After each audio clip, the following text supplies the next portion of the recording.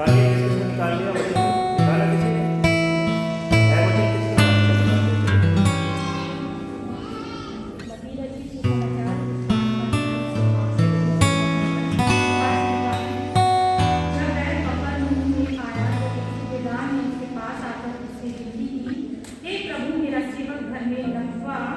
रोग से बहुत दुखी पड़ा है। उसने उससे कहा, मैं आकर उसे चंगा करूं। सूबेदार ने उत्तर दिया, हे प्रभु, मैं इस योग्य नहीं कि तू मेरी छत तले आए, परंतु केवल मुख से कह दे तो मेरा सेवक चंगा हो जाएगा। क्योंकि मैं भी पराधीन मनुष्य हूँ और सिपाही मेरे अधीन है। जब मैं एक से कहता हूँ जा तो वह जाता है, और दूसरे से आ तो वह आता है, और जब अपने दास से कहता हूँ यह कर तो वह करता है।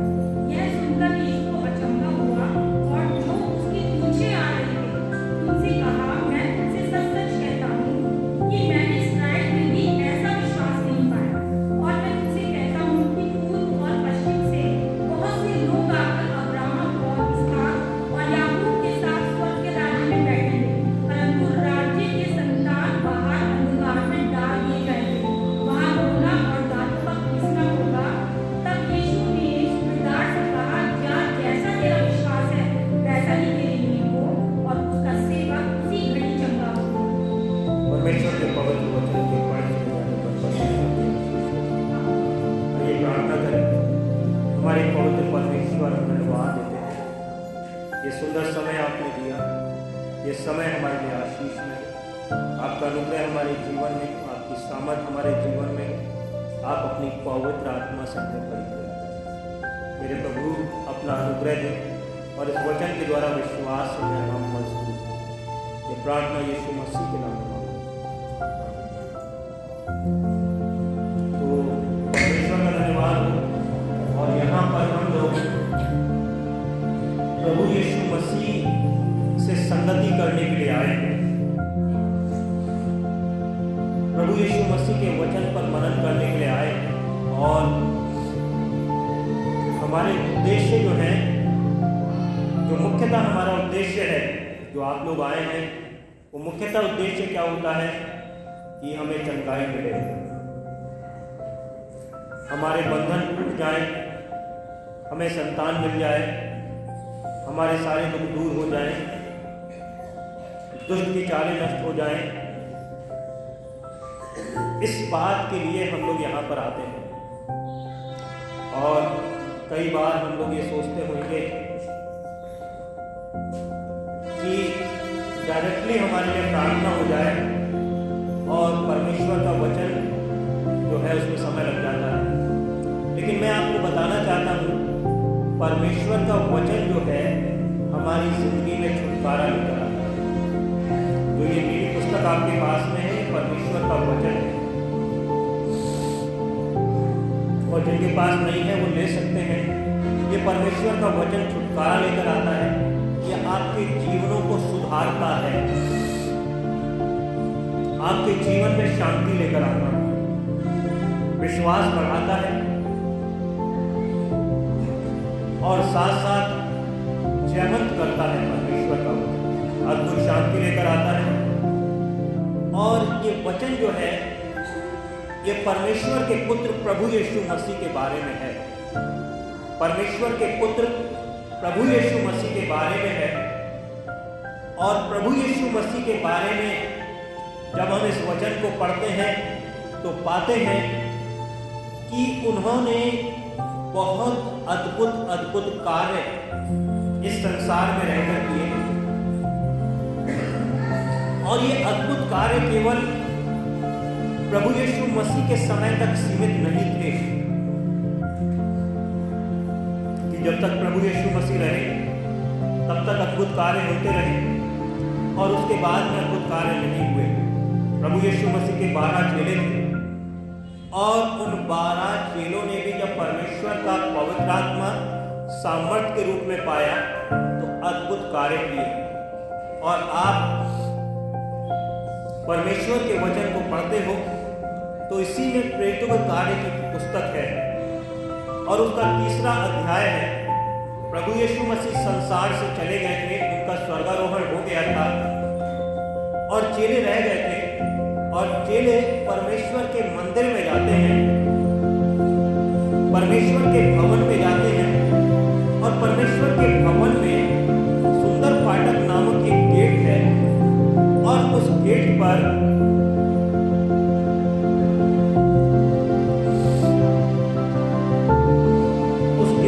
एक जन का लंगड़ा व्यक्ति पड़ा रहता है। आप लोग या तो बैठ जाएंगे। उस गेट पर एक जन का लंगड़ा व्यक्ति पड़ा हुआ है और प्रभु यीशु मसीह के दो शिष्य हैं, एक का नाम पतरस है और एक का नाम यूहन्ना है। वहां जाते हैं और भिखारी जो है वो इस आशा में कि मुझे इन दोनों से कुछ भीख मिल जाएगी, कुछ भिक्षा मिल जाएगी, कुछ पैसे मिल जाएंगे। और प्रभु यीशु मसीह के सेवक उनके पास देने के लिए कुछ नहीं है उसके पास और वो कहते हैं हमारी तरफ देख, सोना चांदी तो हमारे पास है नहीं, लेकिन हम कहते हैं कि प्रभु यीशु मसीह के नाम में उठ और चल रहे। और वो उठने चलने फिरने लगता है, कूदने फांदने लगता है, क्योंकि लंगड़ा है, जन का लंगड़ा है। और जब चंगा होता है तो उसके आनंद का ठिकाना नहीं है। तो प्रभु यीशु मसीह के शिष्यों ने भी प्रभु यीशु मसीह के जाने के बाद अद्भुत कार्य किए। और आज के समय में अगर आप लोग यहाँ पर बैठे हुए हैं तो कहीं ना कहीं से आपने ये बात सुनी कि प्रभु या सोशल मीडिया पर देखा, यूट्यूब पर देखा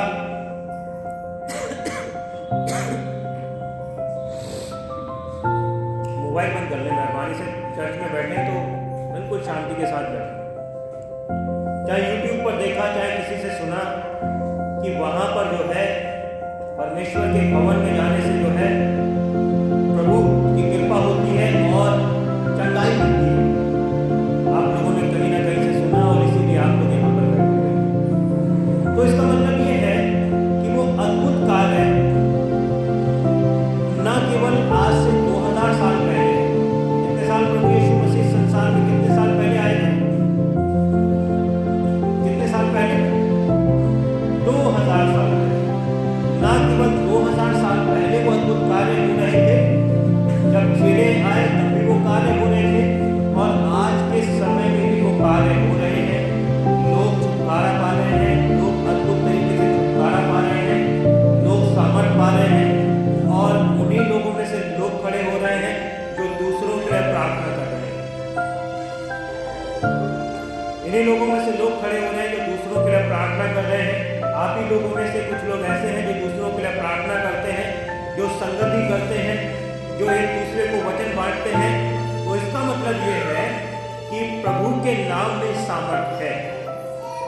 इसका मतलब ये है प्रभु के नाम में सामर्थ है, प्रभु के नाम में अद्भुत सामर्थ है। और यहाँ पर हम देखते हैं कि एक सूबेदार जिसने प्रभु यीशु मसीह के बारे में सुना है कि प्रभु यीशु मसीह बड़े अद्भुत कार्य करते हैं और उसका विश्वास प्रभु यीशु मसीह पर बहुत ज्यादा है। इस बात को ध्यान रखना चाहिए कि उस सूबेदार का विश्वास प्रभु यीशु मसीह में बहुत ज्यादा है। सूबेदार का मतलब हो गया जो 100 सैनिकों पर, उस समय रोमी साम्राज्य था, उस समय राजा महाराजा हुआ करते थे। आज से 2000 साल पहले की बात बता रहा हूं। तो 100 सैनिकों पर जो अधिकारी होता था उसे सूबेदार कहते थे। उस समय सूबेदार कहते थे। तो और ये सूबेदार जो है यहूदी नहीं है, प्रभु यीशु मसीह की जाति का नहीं है, वरन ये एक रोमी, ठीक है नहीं, रोम देश का है।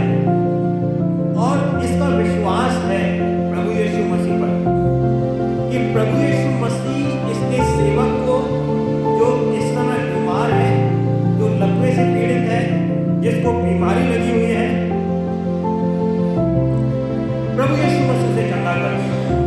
तो इसने कहीं ना कहीं प्रभु यीशु मसीह के बारे में सुना है। क्या सुना है?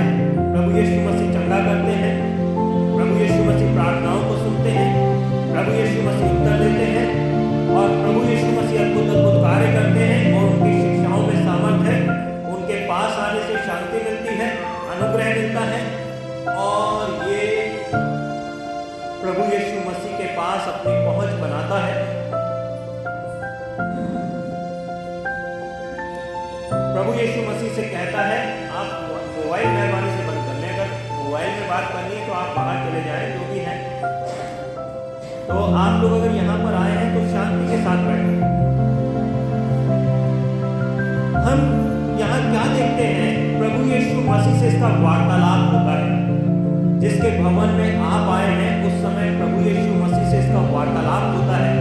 और जब प्रभु यीशु मसीह से वार्तालाप होता है तो प्रभु यीशु मसीह क्या कहते हैं कि मैं तेरे घर में आकर तेरे सेवक को चंगा कर दूंगा, तेरे घर में आकर तेरे सेवक को चंगा कर दूंगा। लेकिन ये व्यक्ति क्या कहता है कि मैं इस योग्य नहीं हूं कि तू मेरी छत के नीचे आ सके, मैं पापी मनुष्य हूं और कई गलत काम मुझसे होते हैं।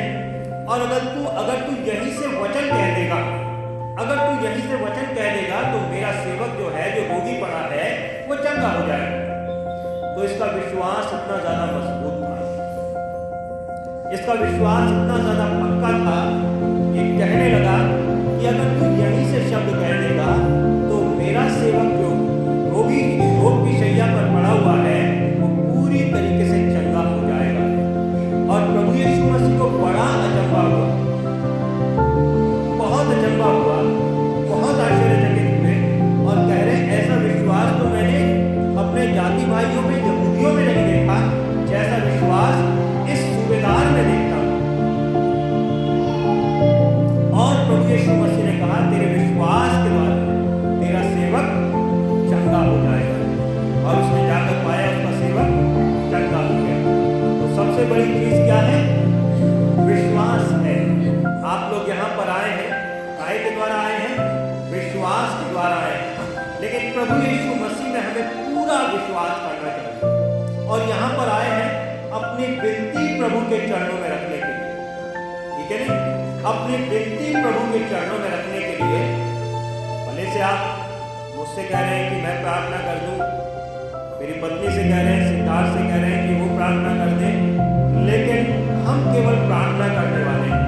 आप विश्वास के साथ अगर आए हैं तो प्रभु यीशु मसीह के पास आए और प्रभु यीशु मसीह चंगा करते हैं। मैं एक वचन आपके सामने पढ़ना चाहता हूँ और वो वचन आपको प्रेरित करेगा कि आप किस तरीके से प्रभु के पास आए।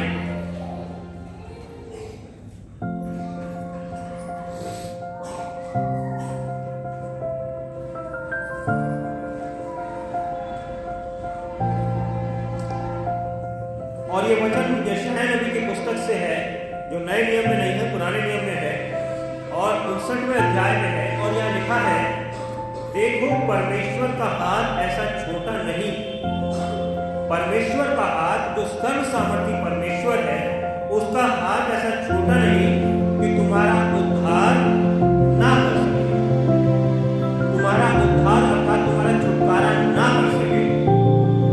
और लिखा है ना ही उसका कान ऐसा बहरा है, क्या लिखा है? ना ही उसका कान ऐसा बहरा है कि तुम्हारी सुन ना सके। और आगे लिखा है, परंतु तुम्हारे अधर्म के कामों ही ने तुम्हें परमेश्वर से अलग कर दिया। ने तुम्हारे अधर्म के कामों ही ने तुम्हें परमेश्वर से अलग कर दिया है और तुम्हारे पापों के कारण उसका मुख उनसे छिप गया है। तो हमारा विश्वास भी रहता है प्रभु में, समझ रहे हैं आप? हमारा विश्वास भी प्रभु में रहता है, लेकिन हमारे जीवन में पाप बने रहते हैं, हमारे जीवन में अपराध बने रहते हैं। और परमेश्वर का वचन बताता है इन पापों के कारण, इन अपराधों के कारण परमेश्वर ने अपने मुख को हमसे छिपा लिया है, अपने मुख को हमसे छिपा लिया है और हमारी प्रार्थनाओं को परमेश्वर नहीं सुनता है। तो जब आप विश्वास के साथ प्रभु के पास आते हैं, इस सूबेदार ने विश्वास किया और अद्भुत विश्वास किया और प्रभु यीशु मसीह आश्चर्यचकित हुए। और जब ये प्रभु यीशु मसीह के पास आता है, प्रभु इसके विश्वास के अनुसार इसके सेवक को चंगा कर देते हैं। तो जब आप विश्वास के साथ आते हैं तो मेरे प्रियो, साथ साथ एक चीज और करनी चाहिए। और क्या करनी चाहिए? हमें अपने पापों से पश्चाताप करना चाहिए प्रभु यीशु मसीह के सामने, और प्रभु यीशु मसीह से कहना चाहिए कि प्रभु यीशु मसीह, मैंने अपनी जिंदगी में चाहे भूलवश और चाहे जानबूझकर जो भी अपराध किए हैं उन्हें क्षमा कर दे। प्रभु यीशु मसीह अपने लहू से मुझे धो दे, मुझे पवित्र कर दे, शुद्ध कर दे। और उसके बाद मैं आपको बताना चाहता हूँ, प्रभु आपकी प्रार्थनाओं को सुनते हैं और उत्तर देते हैं, लेकिन सबसे पहले हमारे पापों से छुटकारा आता है। मैंने एक बार प्रचार किया था यहीं से, एक लकवे का मारा व्यक्ति था। लकवे का मारा आप सब लोग जानते हैं कि पक्षाघात का मारा हुआ व्यक्ति, या इंग्लिश में बोले एक पैरालाइज बीमारी होती है, उससे ग्रसित व्यक्ति, और वो चल फिर नहीं सकता था, और उसे अपने एक जगह पर पड़ा रहता था, पलंग पर पड़ा रहता था। और सुना गया कि प्रभु यीशु मसीह कफरनहूम में है, एक नगर है कफरनहूम, और वहां पर प्रभु यीशु मसीह है।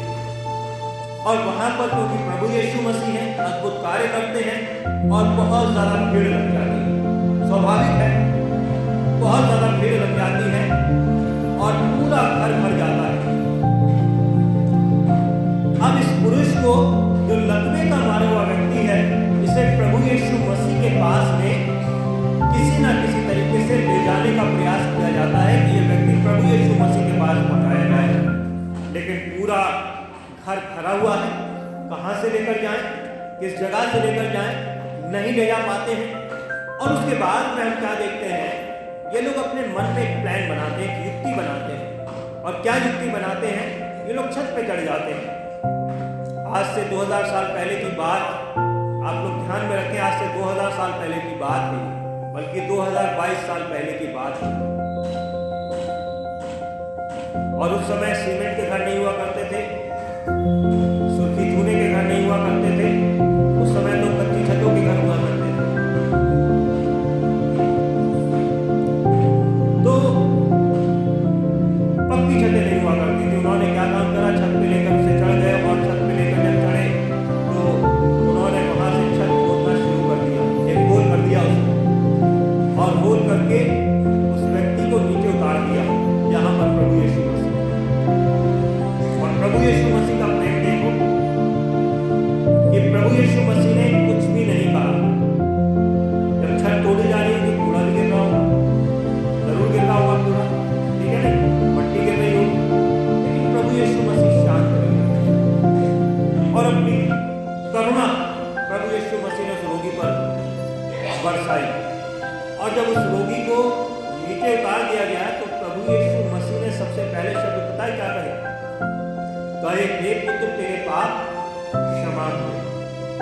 और उसे आवश्यकता किस चीज की थी, इधर वाले लोग बताएं, सब लोग इधर वाले लोग इधर ही, उसे आवश्यकता किस चीज की थी उस बीमार को, चंगाई की आवश्यकता, सही है नहीं, चंगाई की आवश्यकता थी उसे, उस व्यक्ति को चंगाई की आवश्यकता थी। लेकिन प्रभु यीशु मसीह क्या कह रहे हैं उससे, हे पुत्र तेरे पाप क्षमा हुए। तो आत्मिक बीमारी का सबसे पहले ठीक होना जरूरी है, आत्मिक चंगाई आना जरूरी है। जो पाप हमारी आत्मा में लगा हुआ है, देह में नहीं वरन हमारी आत्मा में लगा हुआ है, और जिसके वजह से बीमारी आती है, जिसकी वजह से बंधन आते हैं, उससे मुक्त होना जरूरी है। और जब आप प्रभु के पास आते हैं तो जो पहली चीज है वो बाद में रख दीजिए, जो पहली चीज है वो बाद में रख दीजिए। पहले अपने आत्मा के बारे में सोचिए कि आत्मा चंगी हो जाए, और फिर अपनी विनती प्रभु के पास रखिए और प्रभु आपको छुटकारा देंगे, ठीक है नहीं। तो विश्वास होना बड़ा जरूरी है। प्रभु यीशु मसीह ने बाइबल में एक स्त्री का वर्णन है, लाजर जो कि मर गया था, और मार्था प्रभु यीशु मसीह के पास भागती भागती आई, उसकी बहन, और